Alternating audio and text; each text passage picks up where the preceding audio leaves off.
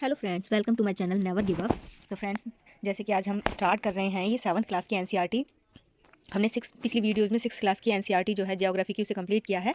आज ही हम 7th class की ज्योग्राफी, ये 7th क्लास की जो इसमें 7th क्लास में जो तीन सामाजिक अध्ययन में जो तीन बुक्स दे रखी हैं, उसमें से हम आज हमारा पर्यावरण की बुक को पढ़ेंगे। एक एक करके सारे चैप्टर्स को कंप्लीट करेंगे। जब ये बुक कंप्लीट हो जाएगी उसके बाद हमारा सामाजिक जीवन वाली बुक है, हम उसको कंप्लीट करेंगे। उसके बाद फिर जो है हमारे अतीत हैं, फिर हम उसको पढ़ेंगे। तो चलिए फ्रेंड्स, स्टार्ट करते हैं। चैप्टर नंबर 1, पर्यावरण। इसमें आपका दिया हुआ है, लंबी छुट्टियों के बाद जब रवि स्कूल जा रहा था, तब उसने देखा कि उसके स्कूल के निकट के खेल के मैदान में खुदाई हो रही थी। वहीं एक मैदान उनके खेलने के लिए वहां पर था। लोगों ने बताया कि वहां अनेक फ्लैटों वाली एक बड़ी इमारत बनेगी। जब रवि को समझ में आया कि मुलायम घास, गेंदे के फूल, तितलियां, विशाल मैदान हमेशा के लिए नष्ट हो चुका है, तो उसकी आंखों से आंसू छलकने लगे।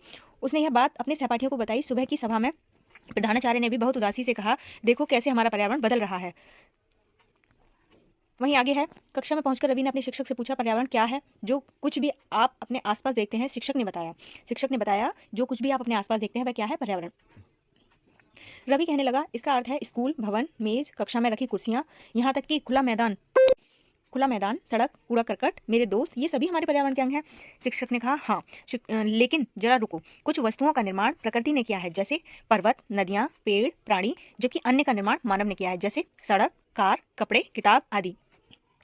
ये सभी हमारे जीवन का हिस्सा है, हम सभी जानते हैं। और हमें ये भी पता है कि प्रकृति ने क्या क्या बनाया है, प्रकृति का दिया क्या है, और मानव क्या क्या निर्मित करता है ना। तो हम ये आराम से डिसाइड कर सकते हैं इनमें से कि प्रकृति ने क्या किया है और मानव ने क्या किया है। ऊपर दिया भी हुआ है यहाँ पे आपका, प्रकृति ने क्या दिया है आपका, प्रकृति ने दिया है आपका पर्वत, नदियां, पेड़, प्राणी, और मानव ने क्या दिया है, मानव ने दिया है आपका सड़क, कार, कपड़े, किताब। अब दो दो छात्र मिलकर कार्य कीजिए। अपने निकट बैठे सहपाठी के साथ मिलकर प्रकृति और मानव द्वारा निर्मित वस्तुओं की सूची बनाइए। रवि, परमजीत, जैसी, मुस्तफा, आशा, सभी ये सूची बनाने के लिए उत्सुक थे। इकबाल ने पूछा, हमारा पर्यावरण क्यों बदल रहा है? शिक्षक ने उत्तर दिया, ऐसा हमारी जरूरतों के कारण है, ये प्रतिदिन बढ़ती जा रही हैं।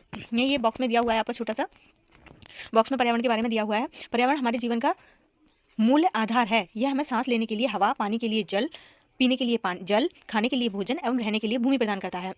मानव इस प्राकृतिक पर्यावरण में कैसे परिवर्तन करता है? कार का धुआं वायु को प्रदूषित करता है, पानी को पात्र में एकत्रित किया जाता है, भोजन को बर्तन में परोसा जाता है, और भूमि पर कारखानों का निर्माण होता है। मानव कार, मील, कारखानों एवं बर्तनों का निर्माण करता है। कौन करता है कार, मील, कारखानों का निर्माण? मानव। इस प्रकार से मानव प्राकृतिक पर्यावरण में परिवर्तन करता है। प्राकृतिक पर्यावरण में जिम्मेदार कौन है? प्राकृतिक पर्यावरण का हम ही लोग हैं, जो पर्यावरण को परिवर्तित कर रहे हैं। हमारे पर्यावरण को हम खुद ही खराब कर रहे हैं। ऐसे ये चार दोस्त हैं, इनकी एक सूची बनाई गई है, और इसमें पर्यावरण क्यों बदल रहा है ये चारों ने शिक्षक से जो है ये एक क्वेश्चन किया है, तो शिक्षक ने उसका उत्तर दिया है। इस प्रकार आगे बढ़ेंगे। आगे आपके दे रखे हैं पर्यावरण के घटक। पर्यावरण के घटक क्या क्या होते हैं, इनको हम पढ़ेंगे।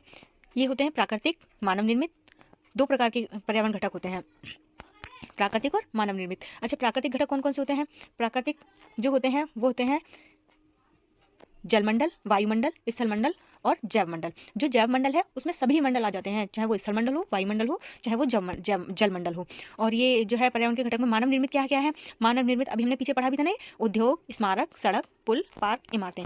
आगे बढ़ेंगे। मानव निर्मित, मानव में कौन कौन शामिल है? मानव में एक व्यक्ति, एक परिवार है, एक समुदाय है, धर्म है, शैक्षिक समाज है, आर्थिक है, राजनीतिक स्थिति है। ठीक है, आगे बढ़ेंगे। इसलिए हम प्राकृतिक पर्यावरण में परिवर्तन करते हैं और कभी कभी उसे कष्ट भी कर देते हैं। जीवीय और अजीवीय घटक, ये क्या होते हैं? सजीव प्राणियों का संसार, जैसे पादप एवं जंतु, ये क्या होते हैं? ये जीवीय होते हैं, जिन्हें हम जैविक कहते हैं। और अजीवीय, जिन्हें हम अजैविक कहते हैं, निर्जीव पदार्थों का संसार, जैसे स्थल। इसमें क्या है? मिट्टी भी है, वायु भी है। ठीक है, इन सबको अजैविक घटक कहते हैं। ऊपर के वार्तालाप से आप समझ गए होंगे कि किसी भी जीवित प्राणी के चारों ओर पाए जाने वाले लोग, स्थान, वस्तुएं प्रकृति को पर्यावरण कहते हैं। यह प्राकृतिक एवं मानव निर्मित परिघटनाओं का मिश्रण है। प्राकृतिक पर्यावरण में पृथ्वी पर पाई जाने वाली जीवीय एवं अजीवीय दोनों परिस्थितियां सम्मिलित हैं, जबकि मानवीय पर्यावरण में मानव की परस्पर क्रियाएं, उनकी गतिविधियां एवं उनके द्वारा बनाई गई रचनाएं सम्मिलित हैं। ये आपको छोटे से बॉक्स में दे रखा है। शब्द की उत्पत्ति, पर्यावरण यानी एनवायरमेंट शब्द की उत्पत्ति फ्रेंच शब्द एनवायरोनर या एनवायरोनेरर से हुई है, जिसका अर्थ है पड़ोस। प्राकृतिक पर्यावरण क्या होता है? भूमि, जल, वायु, पेड़, पौधे एवं जीव जंतु मिलकर प्राकृतिक पर्यावरण बनाते हैं। स्थलमंडल, जलमंडल, वायुमंडल एवं जैवमंडल से आप पहले से ही परिचित होंगे। आइए हम सब इनके संबंध में कुछ और तथ्यों की जानकारी प्राप्त करते हैं। पृथ्वी की ठोस, पर्पटीय या कठोर ऊपरी परत को क्या कहते हैं? स्थलमंडल कहते हैं। ये चट्टान और खनिजों से बनी होती है, हम सभी जानते हैं, एवं मिट्टी की पतली परत से ढका होता है। यह पहाड़, पठार, मैदान, घाटी आदि जैसे विभिन्न स्थलाकृतियों वाला विषम धरातल होता है। ये स्थलाकृतियाँ महाद्वीपों के अलावा महासागर की सतह पर भी पाई जाती हैं। स्थलमंडल वह क्षेत्र है जो हमें वन, कृषि एवं मानव बस्तियों के लिए भूमि, पशुओं को चरने के लिए घासस्थल प्रदान करता है। यह खनिज संपदा का भी एक स्रोत है। ठीक है, आओ कुछ करके सीखें। अपने आसपास के स्थल को देखिए और आपके पड़ोस में भूमि का उपयोग किस किस प्रकार हो रहा है उसकी सूची बनाइए। आओ कुछ करके सीखें। इसमें फिर कहा गया है आपको अपने घर एवं स्कूल से में आप जो पानी उपयोग करते हैं वहाँ कहाँ से आता है। आपने कभी सोचा है, कभी सोचा है आपने कि जो आप घर और स्कूल में पानी यूज़ करते हैं वो कहाँ से आता है। दिया हुआ है आपसे, आपसे पूछा गया हमारे दैनिक जीवन में पानी के विभिन्न उपयोगों की सूची बनाएं। पानी का हम उपयोग कहाँ कहाँ करते हैं और पानी का स्रोत क्या क्या होता है। हमें पता होना चाहिए कि हमारे पास जो पानी आ रहा है वो किस किस माध्यम से आ रहा है और वो जो है हम उसका यूज़ किस किस चीज़ों में करते हैं। ये तो हम सभी जानते हैं। पानी सबसे पहले हमारी जो बेसिक नीड है वो क्या है, पानी को पीना सबसे बड़ी नीड है। और उसके बाद घर के जितने भी काम होते हैं उनमें सभी चीज़ों में क्या किसकी ज़रूरत होती है, वाटर की। ठीक है, तो वो हम एक लिस्ट बनाएंगे। क्या आपने किसी को पानी व्यर्थ करते देखा है? अरे आप कहीं भी जाइए, बहुत सी जगहों पे आपको लोग दिखेंगे कि पानी का यूज़ जितना होता है उससे ज़्यादा वो पानी को वेस्ट करते हैं। किस तरीके से जो पंप होते हैं उनके माध्यम से डायरेक्ट वो पाइप लगाते हैं और पाइप के माध्यम से बिना वजह के वो सड़कों पर पानी को बहाते रहते हैं, जो कि बहुत गलत है। हमें ऐसा नहीं करना है। ठीक है फ्रेंड्स, आगे बढ़ेंगे। इसमें आपको जो पिछली जो स्थलाकृतियाँ बताई गई हैं वह है आपका स्थलमंडल, जलमंडल, वायुमंडल, और ये सभी किसके अंतर्गत आते हैं, ये जलमंडल के अंतर्गत आते हैं। आगे बढ़ेंगे। जल के क्षेत्र को जलमंडल कहते हैं। यह जल के विभिन्न स्रोतों जैसे नदी, झील, समुद्र, महासागर आदि जैसे विभिन्न जलाशयों से मिलकर बनता है। यह सभी प्राणियों के लिए आवश्यक है। पृथ्वी के चारों ओर फैली वायु की पतली परत को वायुमंडल कहते हैं। पृथ्वी का गुरुत्वाकर्षण बल अपने चारों ओर के वायुमंडल को थामे रखता है। यह सूर्य की झुलसाने वाली गर्मी एवं हानिकारक किरणों से हमारी रक्षा करता है। इसमें कई प्रकार की गैस, धूलकण एवं जलवाष्प उपस्थित रहते हैं। वायुमंडल में परिवर्तन होने से मौसम एवं जलवायु में भी परिवर्तन होता है। पादप एवं जीव जंतु मिलकर जैवमंडल या सजीव संसार का निर्माण करते हैं। यह पृथ्वी का वह संकीर्ण क्षेत्र है जहाँ स्थल, जल एवं वायु मिलकर जीवन को संभव बनाते हैं। अब आपसे पूछा जा रहा है पारितंत्र क्या है। यहाँ पर आपकी ये शब्दावली दे रखी है, आप इस शब्दावली में पढ़ सकते हैं। वह तंत्र जिसमें समस्त जीवधारी आपस में एक दूसरे के साथ तथा पर्यावरण के उन भौतिक एवं रासायनिक कारकों के साथ परस्पर क्रिया करते हैं जिसमें वे निवास करते हैं। ये सब ऊर्जा और पदार्थ के स्थानांतरण द्वारा संबंध है। ठीक है, और इसमें भी दे रखा है आपका पारितंत्र क्या है। आगे पढ़ेंगे। ये आपकी पारितंत्र की परिभाषा दे रखी है। रवि की कक्षा के एक एनसीसी कैंप में जेसी ने आश्चर्य से कहा, कितनी मूसलाधार वर्षा हो रही है। इससे मुझे अपना केरल याद आ गया।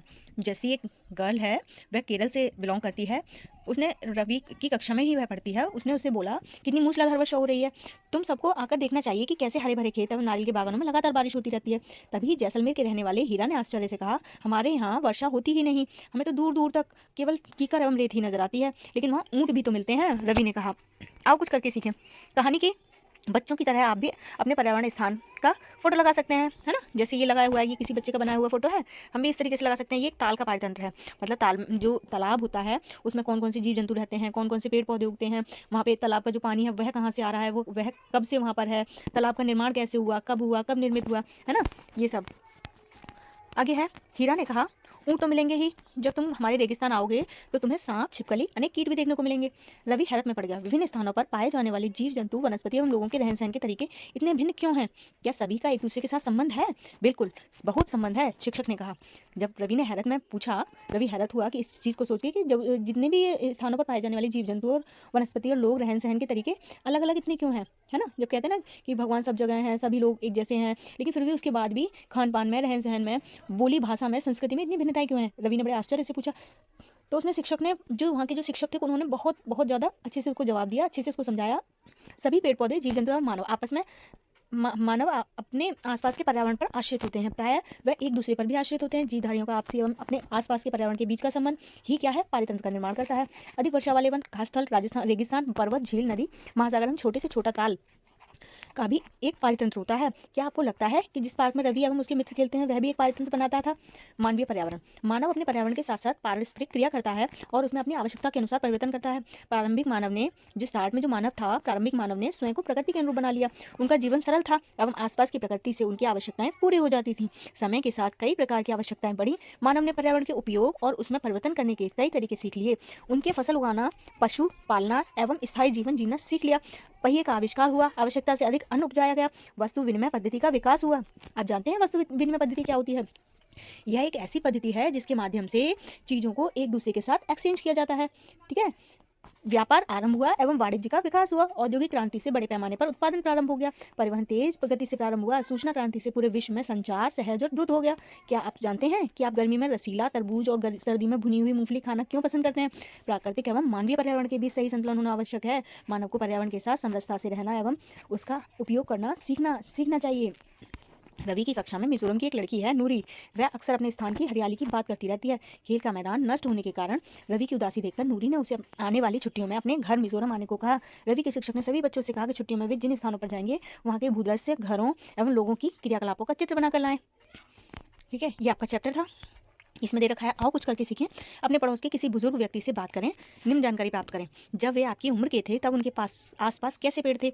उस समय के घर के अंदर खेले जाने वाले खेल कौन कौन से थे? उस समय उनका पसंदीदा जो पसंद करते थे वो फल कौन सा था? गर्मी एवं सर्दी के मौसम में वे कैसे बिताते थे? प्राप्त जानकारी को दीवारों बुलेटिन बोर्ड पर प्रदर्शित करें। ठीक है, ये आपसे कहा गया है, तो आप ऐसा कर सकते हैं। अपने घर के जो बड़े बुजुर्ग हैं उनसे आप पूछिए। जो हमारे मम्मी पापा हैं, दादी दादा हैं, वो हमें बताते हैं ना अक्सर कि हमारे टाइम पर तो ऐसे फल सब्जियाँ ऐसे हम तोड़ के ले आते थे खेतों से, उन्हीं को ला करके पका लिया करते थे। लेकिन अब ऐसा नहीं है ना, अब हम ऐसे नहीं ला सकते क्योंकि अधिक से अधिक ज़्यादा से ज़्यादा जो संख्या है वो तो शहरों की तरफ गतिशील हो रही है, तो इसलिए ये संभव नहीं है। पहला कारण तो ये है। तो फ्रेंड्स, इसी प्रकार इस चैप्टर के सारे ये क्वेश्चंस दे रखे हैं, तो आपको इसके आंसर्स देने हैं। इसमें है आपका पारितंत्र क्या है, प्राकृतिक पर्यावरण से आप क्या समझते हैं, पर्यावरण के प्रमुख घटक कौन कौन से हैं, मानव निर्मित पर्यावरण के 4 उदाहरण देने हैं आपको, स्थलमंडल क्या है, जीवीय पर्यावरण के 2 प्रमुख घटक क्या है, जैवमंडल क्या है। तो फ्रेंड्स, हमने ये सारी चीज़ें अभी पीछे चैप्टर्स में पढ़ी हैं और ये चैप्टर में आप एक बार फिर से इनको रिवाइज करके इनके आंसर्स देने की कोशिश कीजिए ताकि आपका ये चैप्टर बहुत अच्छे से तैयार हो जाए। और इससे अगर कोई क्वेश्चन अगर बनता है, क्योंकि घुमा फिराकर चीज़ें पूछी जाती हैं एग्जाम में, तो आप उसका आंसर अच्छे से दे पाएँ। तो फ्रेंड्स, अगर वीडियो अच्छी लगी हो तो लाइक करें और चैनल को सब्सक्राइब करें। Thank you so much.